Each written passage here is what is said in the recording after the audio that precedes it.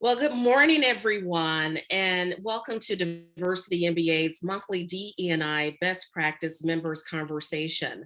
I'm Larissa Williams, Vice President of DE&I for the Center of Excellence for Diversity MBA.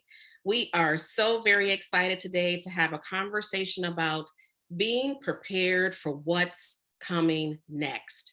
As diversity practitioners, having the answer to this question with solutions, having the answer to this question with solutions is a reality for many of us leading DE&I. I'm sure that all of us remember the date of May 25th, 2020. This is one that catapulted diversity strategies to the next level. And for many of us, it put diversity center stage for many, if not most organizations. Why?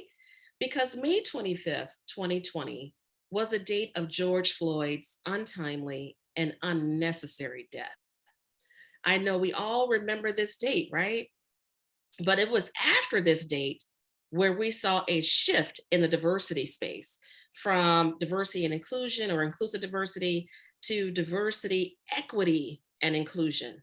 I say it was DE&I on steroids. You saw so many companies coming out of the woodworks, right? Multiple companies had to rethink their diversity strategies to show their commitment to racial justice and equity. In fact, some of these same companies had the opportunity for a do-over, and that do-over in some cases meant increased budgets for driving the work, making it more of a business priority. We saw where being prepared became crucial for diversity practitioners. We had to deliver real-time solutions to address the cultural, racial, community, and engagement issues that permeated our organizations and the communities where we live. And now, even more recently, there's been an uptick in hate crimes against the Jewish community. So here we are again. So being prepared for what's next is a provocative question and a reality we can't ignore as diversity practitioners. So I am excited because in today's conversation, we are here to have a kitchen table conversation with Andreas Gonzalez, Vice President and Chief Diversity Officer for Freighter Health. Hope I said that right. We have this great opportunity to hear insights and wisdom from one of our 50 out front leading companies and a leader that's making real progress with DE&I. So before we get started, I would like for everyone to introduce themselves. If you can briefly just say your name, company, and your role within your company, and share what you would like to see achieved in this conversation today. So after introductions, we will then start our conversation with Andreas. So Peggy, would you like to come first? Yes, I'll introduce myself. I'm Peggy Harris. I'm the Regional Chief Diversity Officer at Atrium Health, regional for the Greater Charlotte region and Atrium Health, Florida and Georgia. And for me, I'm always excited to be in the company of my colleagues and to learn best practice, because I mean, we're always learning. And even though we think that we're on the right path, it's great to know what other leading organizations are doing, because as we raise the boat there, we also can do similar here. So anyway, I'm excited about the conversation and looking forward to the wisdom that I know we're going to get. So thank you. All right, thank you so much, Peggy. So hi, Andreas, how are you? Thank you for being here with us today. Absolutely. Well, first of all, Larissa, thank you so much for the warm and wonderful introduction. And certainly it's always a treat, as I was saying earlier, as we were starting here, to have Miss Peggy Harris with us as well. Delighted that she's part of our kitchen conversation here. Yeah. I know Miss Peggy is driving phenomenal transformational efforts at Atrium with her team. And it's always a delight to be able to be, in her company, and certainly to have this discussion, because I agree with her. This is about sharing what we are all, striving for, right? And what we have implemented to understand what are some of those insights and maybe lessons learned and pitfalls, so we can actually share kind of our playbooks there and see what we could do differently and better moving forward. But certainly delighted to be here. And thank you so much to Diversity MBA for the opportunity to be in center stage here and share some of our journey this morning. Absolutely, absolutely. So I'm going to start off with how my leader, Pam McAvane, always starts off conversations. We want to hear from you, Andreas. Tell us about you and how you keep yourself well. Yeah, it's a good question. It's an interesting question as well. We oftentimes talk about work-life balance. I do not believe in work-life balance. I believe in work-life integration, because unfortunately, the reality is there's days where I'm winning at home, and there's days where work is winning. Right? Yeah. I'm not sure that I'm able to actually understand how to do that, but to that point. It's about being balanced. It's about taking care of myself. I have learned along the way, now doing this work for over 25 years in healthcare, that it's really easy to get sucked in and to really try to go at a rhythm or pace that isn't sustainable. And unfortunately, you're going to burn and crash. And so for me and for my teams, more importantly, I need to be mindful of that. I need to role model that for them as well. And so, for me, it's basic things, but boy, they have been very meaningful. So, for example, at the end of the day, I try to fully disconnect from work, right? So turn off the cell phone, turn off the computer, and to really transition and to be fully present for my family. It's one of the things that I have found to be extremely helpful in terms of then kind of attaining that work-life integration. And then furthermore, doing things that really matter to me and to us. So not only disconnecting, but then going for a walk or, going for a drive, or on weekends, doing something meaningful with my family. And so, what I have learned is that it's not so much about the quantity, but about the quality of those interactions with my loved ones. And so those are things that certainly bring a lot of meaning to me. And then certainly, picking up one of my favorite books and reading a chapter or two as well, right? So it's about those type of interactions. And so making time for the things that really matter, that are going to actually allow me to recharge batteries and certainly then be grounded and have my tank full. So when I obviously start again on Monday or that following day, I'm pretty well grounded, and that I'm actually not running on empty, right, on fumes, as they say. So those are some of the things that I do just to to keep myself grounded and and taking care of my well-being as well. And I hear congratulations are in order. You have a new role. So what does your new role mean for the work that you're doing as Chief Diversity Officer at Freighter? Yeah, so the organization, we had a phenomenal leader that retired a couple of months ago. She actually used to oversee our community engagement department and strategy. And even though I used to joke with her, but I meant it. I mean, we were joined at the hip in terms of the work that we drove. They were actually different departments, right? So there was always a little bit of that finessing or strategically, right? A lot of intentionality around ensuring that as we went out to the community or to market, that our teams had that consistency of messaging in an approach to our strategies. And so a number of months ago, our CEO kind of called me into her office and said, hey, we want to actually give you the ability to also oversee that department fully. So now we have integrated community engagement as part of the Office of Diversity, Inclusion, Equity, and Justice. Actually, we call it here JEDI, so Justice, Equity, Diversity, and Inclusion.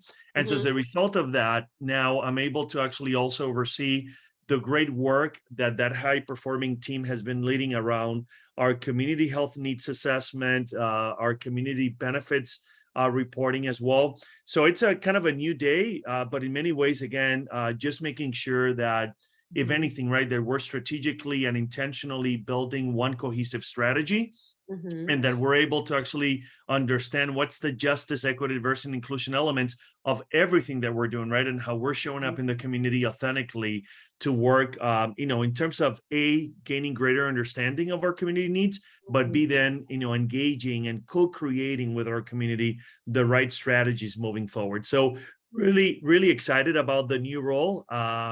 Lots of work. I'm not going to lie. It's a lot of work, Sure. but looking forward to it. I mean, it's a phenomenal team. And so they're now fully integrated into under our Office of Diversity and Inclusion as well. Well, I'm so glad that you mentioned strategy, because that is a great segue to my first question for you. So, what's your current recruitment strategy and how are you preparing for attracting talent to your organization? Do you have any specific strategies for identifying women and people of color? And the last part of that question is, have you changed your strategy pre-pandemic to post-pandemic, or is it the same? Yeah, it's a great question, Larissa.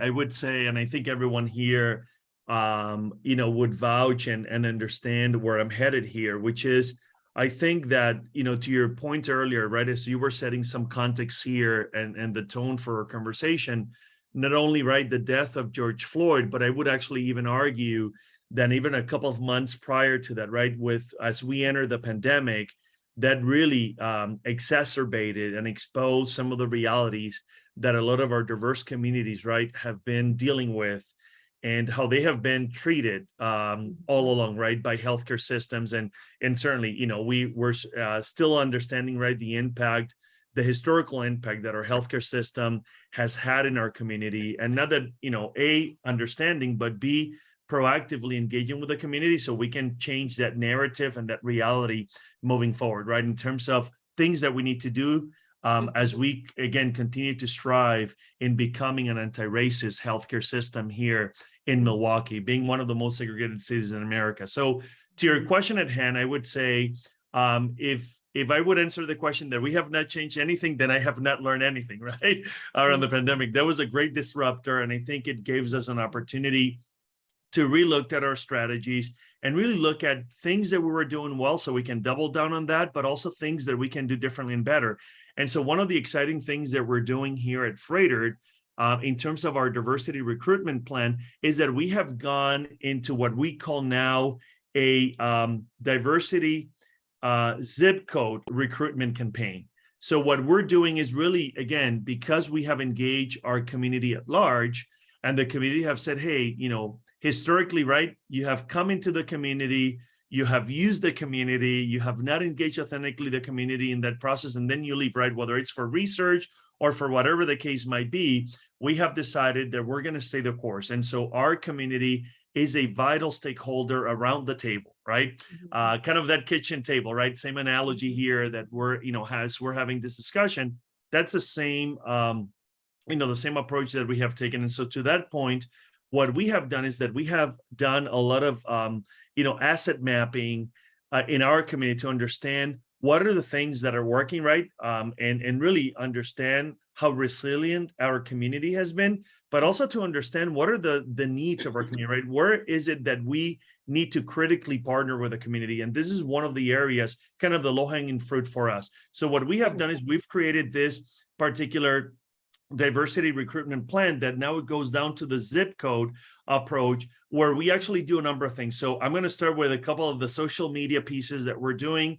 So whether it's through Google search and really understanding and putting together some online ads to reach some active job seekers that are searching for related keywords around, job titles or healthcare interests, right? Some of those things that we know that technology will be affording us, to having then social media ads. So we promote posts that will generate awareness and clicks to career sites. So we'll be bringing people right back to Freighted or putting us right on the radar as they actually look for health and wellness, or they're trying to actually look for medicine or health related things, or even employment or job hunting, quite frankly, for that matter, to doing geofencing, digital banners. Right now, we're doing that just to make sure that within a certain location, right, and within those zip codes, that we're able to actually target strategically that community and let them know who we are and that we're actually not only a phenomenal healthcare of choice, but also that we can be that workplace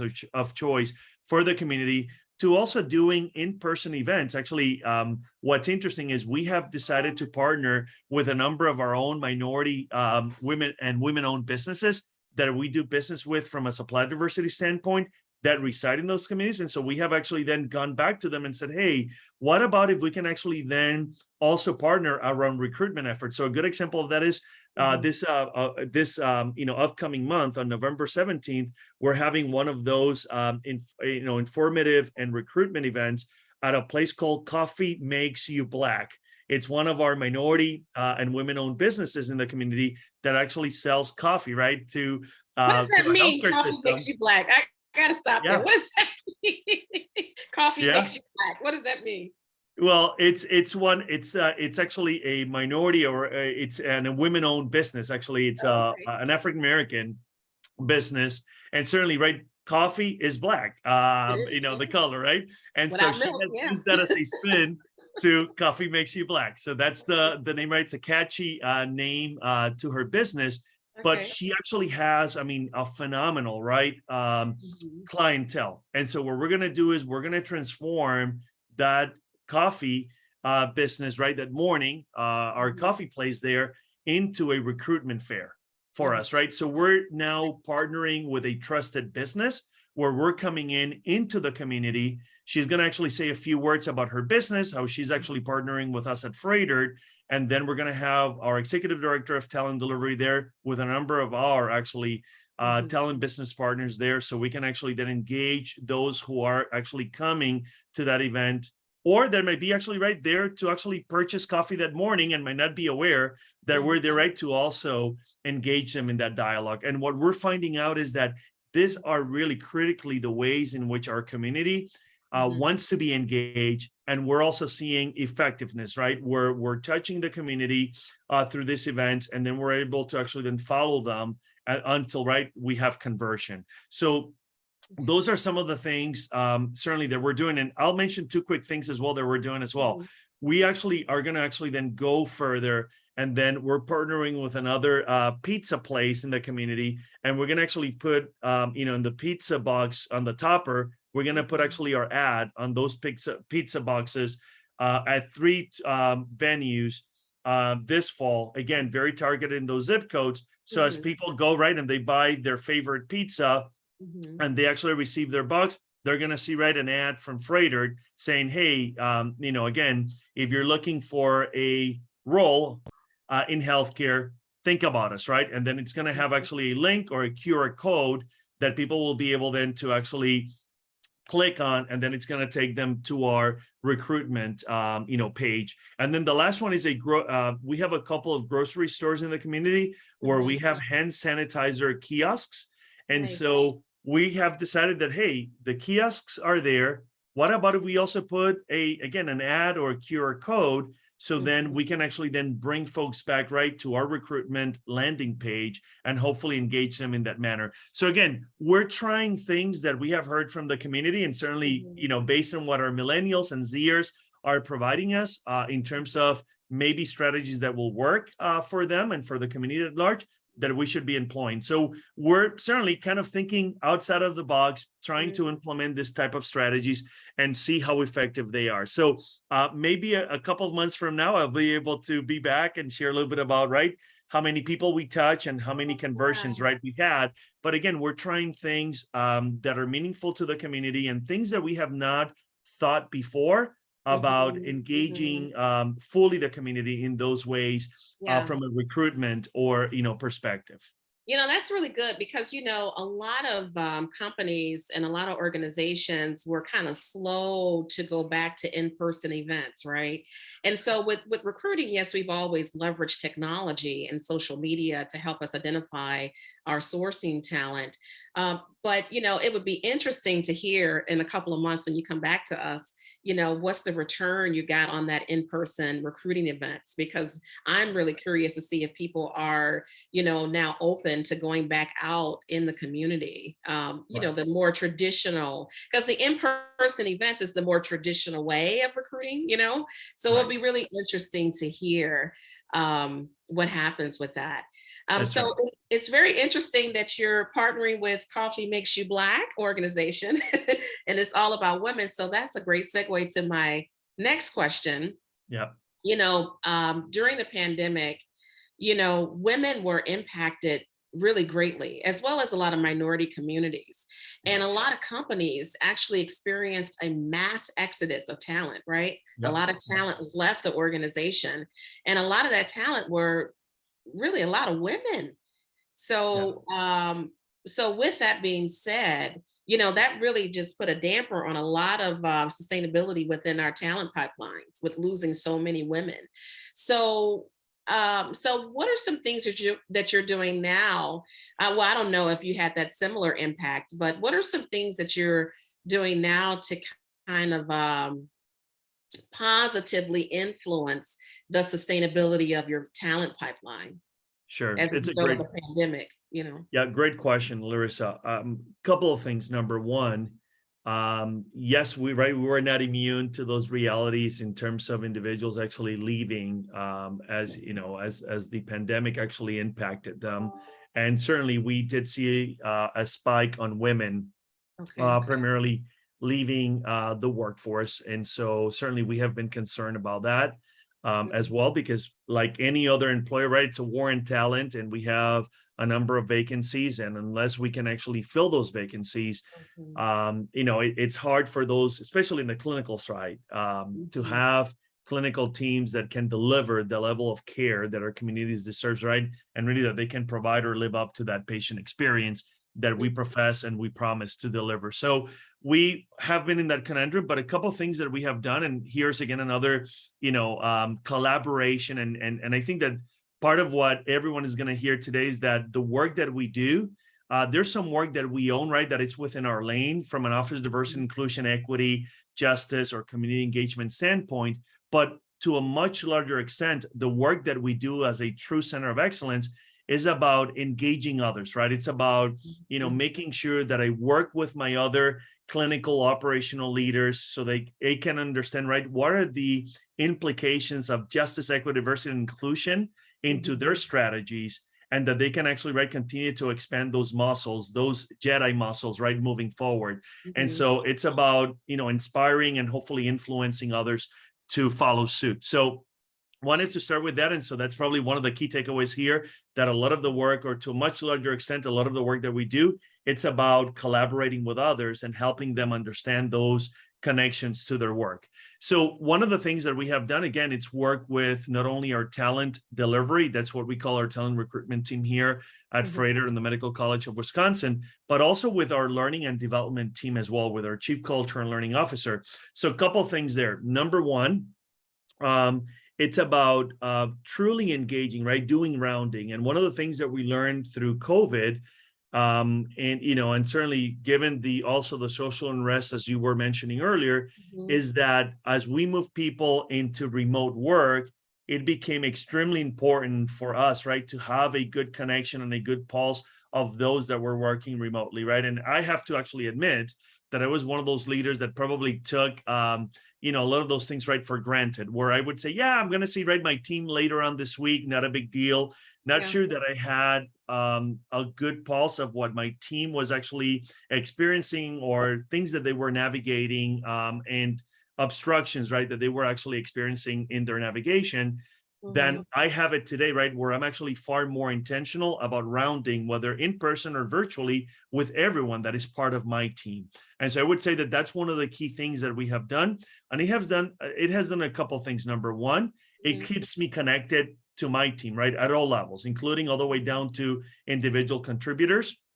It actually allows me to understand through their lived experience what is it that they're right now encountering, things that perhaps I need to be aware of, things that probably I could and should be removing some of those obstacles. So then, right, I can then get out of the way so they can do their best work. And then also to really understand what else can I do, right, in terms of amplification of my efforts, or synergies. So then that obviously gives us a greater opportunity over time. And so I would say that that's one of the things that we have done here. So we continue to promote and hold our leaders accountable around their virtual and in-person rounding around that. Number two, to your point there about not only, the intersectionality of diverse and also women, one of the things that we have done, again, is we have rolled out a business resource group strategy here at Freighter. We wouldn't call them employee resource group. They are called business resource groups for a reason, because they actually are tackling and helping us, right, to solve for some of the complex issues that we're Mhm. actually tackling as an organization. So their time is valued, their time is protected. They get actually, obviously, credit for their work in their annual appraisal, and also, in their further in their development through their individualized development plan. But I saw that to say that we have been working with our BRGs, and specifically with our Black, African American, our Latinx, but we also have a women in leadership BRG. And so Right. all the BRGs have come together to really, again, provide us with that lived experience, things that we need to actually be paying attention to, things that they also can actually work with us on, right? And become an extension of our teams to help us to solve for some of those efforts. So that's actually one of the things that we have done. And so as a result of that, plus also a number of the pledges that we have signed as an organization, we are not immune to pledges. We have sent a number of them, from the 1, 2, 3, 4 equity, which is one of the first ones that was rolled out within healthcare, to the Equity Collaborative, which is actually the only gender specific pledge for healthcare institutions out of the Carol Emmett Foundation down in Chicago. We're one of the founding 12 healthcare systems that signed that one. And so what we have done is, right, based on a lot of this pledge, is really understand, what are the goals, right, that we need to actually now be committed and accountable to. So we have actually plotted that out. And so we're working on not only the recruitment, but more importantly, making sure that we are onboarding, Larissa, all of our staff, right? And part of that onboarding is providing a buddy from our BRGs. It could also be mentoring. Actually, our military veteran BRG and the Women in Leadership BRG, they both actually, they partner on mentoring programs this past quarter. Very successful programs. And now they're going to be presenting next week their joint proposals and their lessons learned at our diversity council meeting, which our CEO chairs, to really delineate what they learned, some of the things that they might want to do, right, as we do a full rollout for our BRGs for that matter. And then the third piece that our Women in Leadership BRG is now putting together is a proposal around a sponsorship program for the women, right? And so we're going to pilot it first with our Women in Leadership BRG, and then look at some of those lessons there, so we can actually then understand, if we want to do a full rollout, which we will at some point, how to do that effectively. So again, trying to understand the needs of our staff, right? Things that we can do differently from a buddy system, onboarding experience, right? In terms of mentoring, also in terms of leadership development. One of the things that we have done is really link our BRGs with our talent management strategy. Wonderful. Make sure that our BRG leaders get credit for that role, right? So it's not a nice to have, it's a have to have. And we have seen movement there. I will say, and I'm happy to report, 40% of our BRG leaders have been promoted to other leadership roles within the organization, right? So now I'm able to show tangible impact, right, and movement within the organization, not only on how we're building the pipeline, but how we're leveraging, right, that pipeline, and people get promoted, right, and they're able to achieve their career aspirations. And we know that by doing so, now we're going to be able to retain, right, those leaders, and they're going to continue to provide thought leadership within the organization, and they're going to continue to be Jedi ambassadors for the work that we're driving as well, right? So there's multiple benefits and tangible benefits by really employing those type of strategies. So those are some of the things that we're doing here, and we're seeing, again, that we're reducing turnover, increasing retention, increasing engagement. I will say that was another key metric that we have on our scorecard, really closing the engagement indicator and really looking at the diversity module or index on our, Press Ganey, or, which is the organization that we partner with around our staff engagement, but also on our patient surveys, and looking that we're closing that gap, which tells us, not only in terms of the that particular engagement metric, but more importantly, the verbatims, that our BRGs are a source of engagement, that people value their engagement in the BRGs. They're finding meaning, they're finding a sense of belonging as a result of that. And we know that that's really part of the winning or secret sauce, right? And winning formula for us to be able to retain an engaged workforce here. I'm so glad that you mentioned how BRGs play a critical role in helping to move the needle with your DE&I efforts. And we see that leadership really takes a critical role in helping all that the BRGs do come to fruition, that they're not social clubs. They really are an extension of your business strategy, and they support you in trying to do what you're trying to accomplish within your organization. So I'm so glad that you mentioned that, because as you bring in the talent into your organization, you really have to think about what are your retention efforts, right? What are you going to do Right. to engage and develop these folks? And so, as you know, with our diversity MBA inclusive leadership index, we bring the intersection of DE&I and talent management strategies to the forefront. And in fact, we had one of our clients tell us that, we're doing an ERG summit at a company next month. And they say, you know what, we really need to, this is new for them. So it's very nascent. And Right. so they want to really help, they want us to help them educate their executives on Right. what it, why ERGs are so important to the organization, because I guess not everybody is sold. And so, Right. our intent with our, going back to our DNBA Inclusive Leadership Index, our Right. intent is to provide leaders with predictive analytics, right? That informs them so they'll know how to use our tool to help them execute and adjust their strategies based on what the best practices are. Because we see that when you really leverage employee resource groups, and in your case, business resource groups, in an effective way, they really do a lot to help you move the needle and around engagement, with help build better engagement. But we Yeah. find that one of the biggest hurdles with this work is leadership accountability. Right. So my question to you is, what is your process for holding leaders accountable for role modeling inclusive behaviors, and how do you measure that? Right.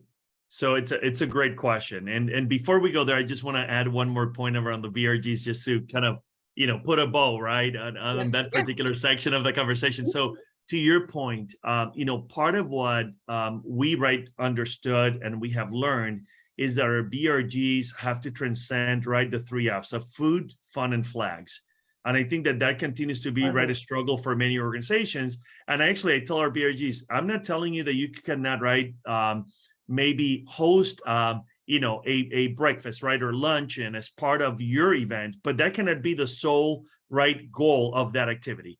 That's actually, an added benefit for those that will be there, right? It's more about what is it that you're providing, right? Tangible education, right? Cultural, advancing the cultural competence of our staff, right? Working on this, mentoring programs.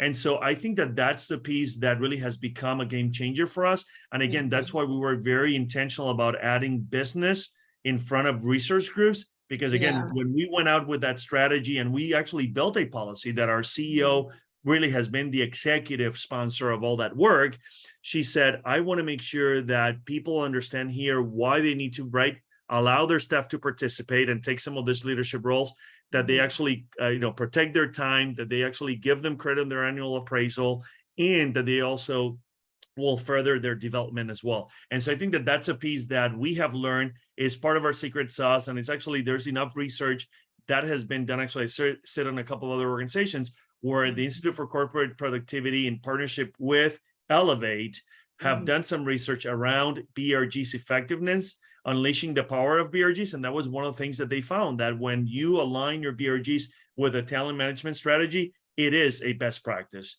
And it really becomes a game changer for any organization. So anyway, so just wanted to provide that tidbit there to your Thank point there you. earlier, Larissa. But let me answer your question. It's a great question around leadership accountability and also transparency. So a couple of things that we're doing here. Number one, we refreshed our values about a year and a half ago. And not only did we refresh our values, we also refreshed our mission, and for those of you who might be interested in going to our external website, I will actually point for a couple of things. Number one, look at our mission. We added of the diverse communities that we serve. Again, very intentional that we are a system that does not actually just provide care to some, right, i.e. the affluent parts of our community, but to everyone, right? As a not-for-profit healthcare system, we have a responsibility to serve everyone irrespective of their socioeconomic status. And so that was actually something that was really important for us. You'll see our values there, and one of our values is value people.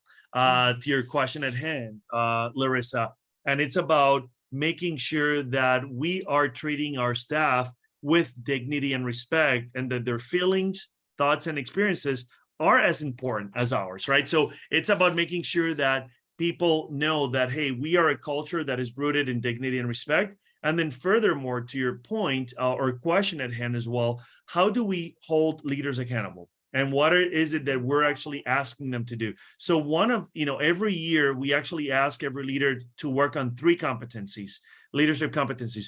One of them is develop others. So that's one of the ones that we're actually working on. And so you actually have to, as you actually come into the new fiscal year and you're meeting with your one-up, you have to delineate, right? What is your individualized development plan for the year? And you have to actually make sure that for develop others, that you have where you're working on. One of the things that as an organization we have rolled out is the importance of coaching. And so under that particular, competency, we're asking people to really, start working on their own coaching so they are able to better understand how people learn and build new skills. It's about the awareness of their individual, their team's individual strengths and abilities. And it's about making sure that, not only that leader, but their teams are able to actually, create those development plans. So everyone, is working on comparable competencies, within the organization. So we're asking people to actually, build their coaching skills. And so actually our learning and development function is actually working with that. But then ultimately, we're also asking people, in terms of a set of behaviors and actions that we want them, to promote and to model for the organization. And so that's actually part of your development plan, How are you being more inclusive, For example, when you are hosting your team meetings, whether they're virtual or in person, How do you engage not only those who are obviously extroverts, but your introverts, as well? How do you provide that space and their opportunity for them that perhaps they're not going to actually speak up during the meeting, but are you providing an outlet for them, to have an open door policy where they can come later on, where they can text you their thoughts, where they can actually send you an email, where you may be doing the virtual rounding and engaging with them and saying, hey, I noticed, that you probably, did not actually provide any thoughts during the meeting. Any thoughts, since our meeting that you would like to provide? So we're actually now provide a series of questions or for a conversation to be held, post meetings for leaders to then probe further, to engage fully and authentically their teams, to actually make sure that their thoughts and are valued and are heard, and that they actually can fully contribute to their team's performance and efforts that are underway. And then ultimately, they have to document that on their not only individualized development plan, but on their annual appraisal. One of the questions that we have, Larissa, is how did you live up, or how do you enhance, your develop others, or develop talent this year? And you have to provide tangible examples and actually quantify and qualify that answer for your leader. And so those are, some of the things that we're doing. And then the other piece that I will tell you that we're going to do as well, and we're starting to walk down that path, because on our external website, you see 2 other documents that I wanted to point out as well. It's our Eradicating Racism and Enhancing Health Equity Strategic Plan. It's actually posted externally, and people ask me all the time, why did you guys decide to do that? And next to it is actually our scorecard, our dashboard. So again, we have decided that we want to be fully transparent and accountable to what we're driving as an organization, So we did not want to actually have smoking mirrors. We said, hey, here's what we're committing to. Here are the pledges that we have signed. Here's what it entails. And you'll be the judge, whether we're living to that commitment or not. And certainly always, soliciting the feedback of our staff, because we do that internally as well through our intranet and in Workplace, which is our communications platform. And I get a lot of feedback from our staff in real time around things that we're doing well or things that we need to consider or tweak along the way. And then certainly our metrics are keeping us honest around that. But the last piece that we're actually building as well now, Larissa, for full accountability is creating a scorecard for the top of the house. So our 56 VPs and above are going to get their scorecards on a number of actually areas. One of the areas is around the recruitment of diverse and women within the organization. And then retention will be part of that as well, So now we're going to be able to provide that not only to the leader, And it will be the roll-up of all of their areas as well. But that scorecard now will actually be also sent to their one-up. So when you're actually having your touch base, which we do it on a monthly basis, So we don't have to wait till the end of the year to have this crucial conversation. You can do it anywhere along that continuum. Now your one-up also will have line of sight to how you're performing, And how you're living up to your commitment as an inclusive leader who actually, right, creates an inclusive culture for everyone, right, to get that sense of belonging or not. So now we have a number of clear metrics there that will be part of that scorecard that now will keep it real and front and center for all of us. So that's one of the things that we're going to be doing. And then Wonderful. we're starting with the top of the house, but it will be cascading all the way down to supervisors. So we're talking about upwards of almost 1,000 people that actually are serving in those leadership levels over the next year here. So I'm glad you mentioned the top of the house, because I want to go back to something that you said. You said that 40% of your BRG leaders were promoted. Yep. And so my question to you is, we know that, most employee resource groups have executive sponsors. So did Right. those executive sponsors, or were there different executive sponsors that were instrumental in helping to see that these individuals were getting the right visibility and being prepared for that next level up opportunity? That's right, Larissa. Great question, great insight, right? It's the best practice. So yes. So here's what we do that is differently and better as well from that perspective. The same way that we're giving credit to our BRG leaders on their individualized development plan for this opportunities, right? And showcasing their skill sets, right? And giving them a greater platform. We're doing exactly the same thing with the executive sponsors. So everyone who reports to our CEO will be actually rotating into, they have, right, a number of immersion experiences and opportunities to serve, right, and continue to expand and, and continue to enhance their cultural competence journey. One of those ways is actually serving, or two of those ways. One is serving on our diversity council. So we have a number of rotating seats there that our CEO every year strategically will say, hey, who's actually dropping off after a 2-year, serving in that capacity? So their term comes up. Who else, right, then are we going to be bringing in, right? So we can do that inoculation, right, and work with them along that continuum. So that's one of the things that we do. The second one is actually asking those leaders to serve as executive sponsors, and we build that in their executive development plan. So the same way that the BRG leaders get, right, that built into their plans, we build that also into the executive development plan, right? Because being an inclusive leader is a critical competency for any leader to have, right, moving forward. And so that's one of the things that we're doing there.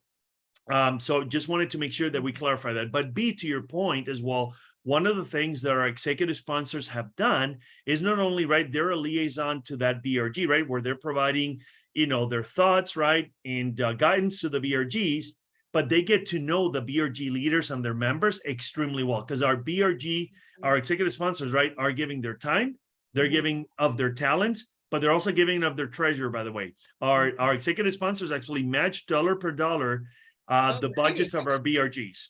Very That's nice. also part of the requirements, that we have built here as part of their actually agreement to serve in that capacity. But to your point, one of the things that our executive sponsors have done is, because they have seen the skill sets and the competencies of our BRG leaders, they're the ones that actually have decided to serve as a sponsor and have said, listen, by the way, this individual of my BRG should be in that cross-functional team that we have, right, for that, effort. So they're getting right now greater exposure and being tapped for other cross-functional efforts that we have underway, again, as a stretch assignment. But also when we have our succession planning, they're the ones, because I touch base with them and we'll say, hey, what are your thoughts about your leaders, right? Your chair, vice chair, secretary, for other opportunities. And all of my sponsors already, right? They've done their 9 boxes, they take them in, and they're able to speak about the skills and competencies and the growth that they have seen and they have experienced, right, of our BRG leaders. And they're the ones who actually are the ones weighing in. So it's no longer Andres weighing in, right, on behalf of those individuals. Now it's actually their executive sponsor, right, backing them up and saying, hey, let me stand here in the gap for this individual. Let me tell you what they're doing. Let me tell you how they've grown. Let me tell you the competencies and skills that they actually have required.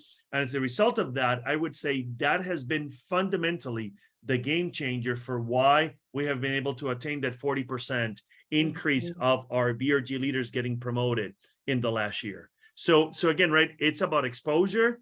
It's about making sure that they're working and seeing, right, the growth of our BRG leaders. And then thirdly, is about their willingness to be sponsors and advocating for those individuals to get those opportunities as well. Wonderful, wonderful. And I'm going to go and segue to our last question. Yep. I'm going to set it up a little bit. So So just to share a little insight. So, because we have a lot of conversations with different companies here at Diversity MBA.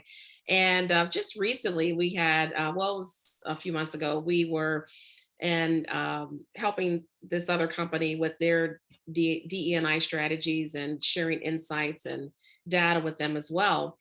And in the conversation, the chief diversity officer said these exact words to us: I don't want to go backwards. I want to show value to the organization with DE&I. Right. And I understood exactly what she meant and where she was coming from, because, before Floyd's death and a few months before that, a number of diversity departments were being eliminated or minimized. Right. In Right. fact, we have a saying, we know, like, okay, when a company needs to find cost savings, the diversity department is usually that first one that gets tapped.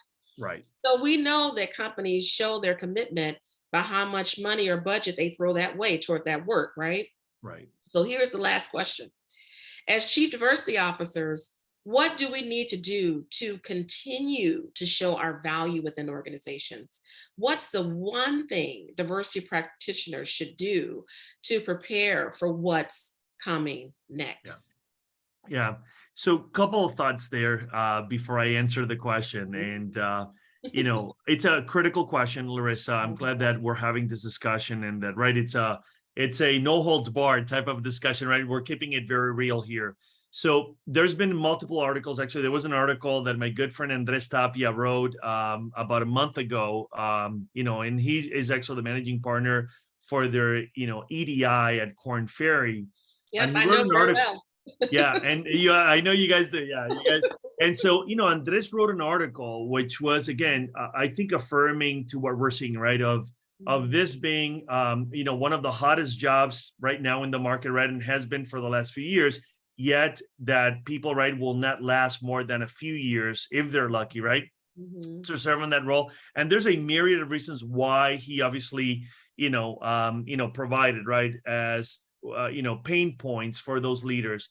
And one of those, because I think it's very relevant to this question, is that, he singled out organizations, right, and those leadership teams, and says, if what you're doing here is about performative leadership, right, wanting to talk a good game, but you're not really committed, and or you're committed for a year and you're expecting, right, miracles to happen, and you don't understand that this is about transformational efforts that are going to take are multi-year in nature, then you're approaching this, right, through the wrong lens, number one.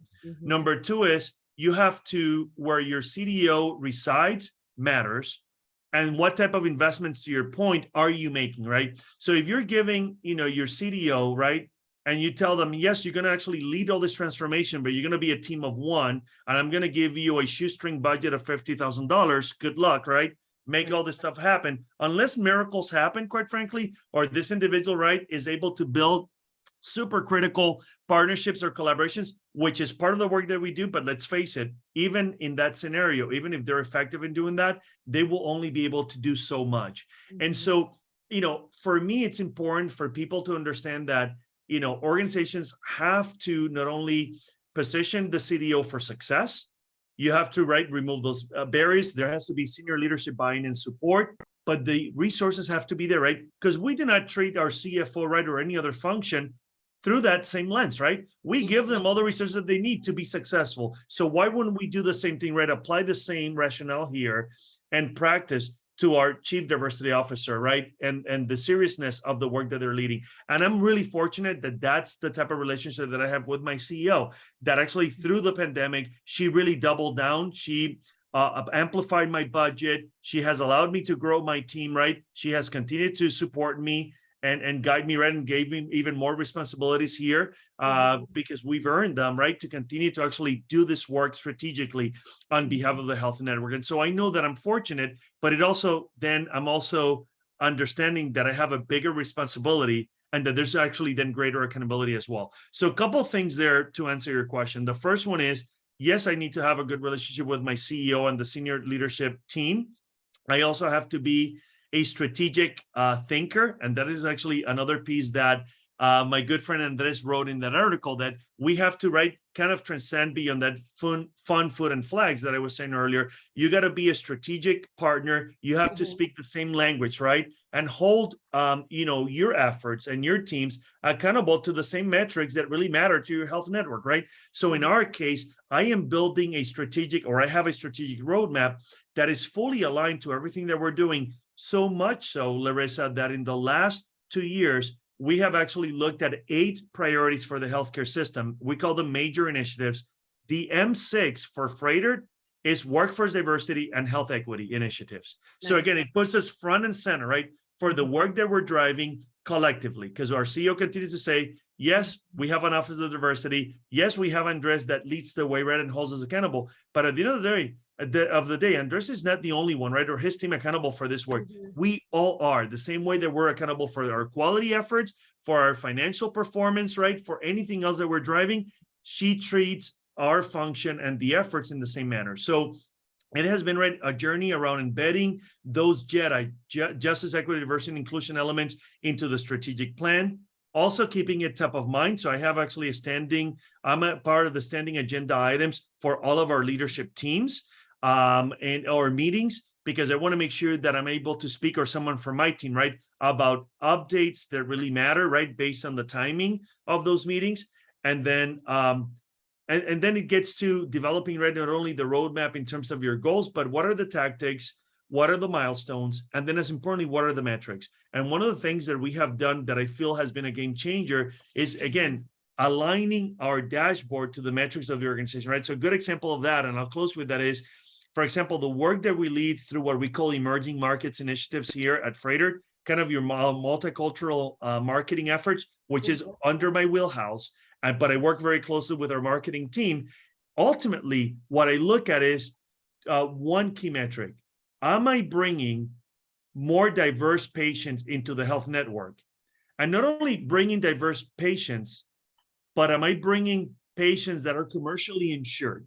That changes my payer mix for the health network, right? When I'm able to do that, and we have been able to do that and show the results of that, right, and the impact and the ROI, now I can have a conversation with my CFO and say, listen, the $5,000 that I'm investing with Sigma Gamma Rho on conducting the breast cancer screenings, right, in the community, here's what we're getting as a result of that, right? We not only saved this many lives, because we actually caught, right, now breast cancer on stage 1 or 2, right? So not only are those women going to be able to be, have, a fruitful life over time. So we caught cancer early on, but B, we had my BRGs, right, involved in that, in those engagements, my language services team as well, that reports into my function, right? So we're providing culturally and linguistically care in every single encounter that we have. But then ultimately, we're actually now driving in, right, or bringing in more, newer, new patients. And we actually, part of that mix is realizing that in any community, and our diverse communities, again, are not immune to that reality. There's people who are working, right, and that they are commercially insured. So why aren't we tapping into that opportunity, right, obviously from an emerging markets perspective? So that's what I'm doing. And so my CFO have said, all right, so if I give you $5,000 and that translates, you're able to quadruple that, right, in benefits to our healthcare system. What about if I give you $15,000 or $20,000? Can you actually sustain that, right? Same growth, or that same, right, ROI to the system. So that's the way that we've done it. Again, that's why we also have been very mindful, not only having that dashboard, but making sure that we are open and honest and transparent with our community around, our metrics there. So I would say that that's the other piece that folks have to do. And then last comment here is that I'll make in terms of what's next is, I think that one of the silver linings of obviously the pandemic and the social unrest and everything else that we have experienced is we all understood how to leverage technology. Technology is not going to go away. It's going to continue to be leveraged. But my caution here to everyone is if you have not started to have discussions with your either IT team, in my case, my chief innovation officer, who leads a lot of those strategies that we're putting, that we actually have launched or we're thinking of, and you're not having discussions about algorithmic biases and how to undo those or how to address that, then we're missing the mark, right? Because then that's going to be part of the new, the right of what's next. that we need to be actually deep into that work, very knowledgeable about, and help and guide our teams to solve for those issues. So I would close with that piece because it's one of the pieces that we're tackling front, and we're being very strategic and very intentional about addressing that, because obviously it's an area that concerns me in terms of the digital divide, right? And how communities have been left behind from a technological standpoint. And so if we do not understand those things, or we're going down a path of, creating or optimizing apps that have not been tested, right? Or we have not looked at the implications of our diverse communities there, we're missing the mark. Well, thank you so much for this fantastic conversation about being prepared for what's next. So we really appreciate you taking the time out of your day, especially on the Friday. And it's pre-Halloween weekend. I don't know if you celebrate Halloween, but thank you. We really appreciate you taking the time out to talk to us today and sharing your insights and all of the great things that you all are doing at Freighter. So thank you so much, Andreas. Thank you, Larissa, and thank you to Diversity MBA for giving me the opportunity to be on stage here with you and share some of our stuff, some of our journey, right, and the efforts that we have underway. And absolutely looking forward to hearing from others, right? I mean, and if you're doing comparable things or other things that we should be mindful of, please reach out to me through LinkedIn. Wonderful. Or, connect with Larissa. She'll give you my information. Happy to have greater discussion and learn from all the great work that others also are implementing. We're going to hold you to that. All right. Absolutely. Thank you so much, Andreas. Have a great weekend. You too. Have a great rest of your day and weekend as well. Take care. All right. Bye-bye.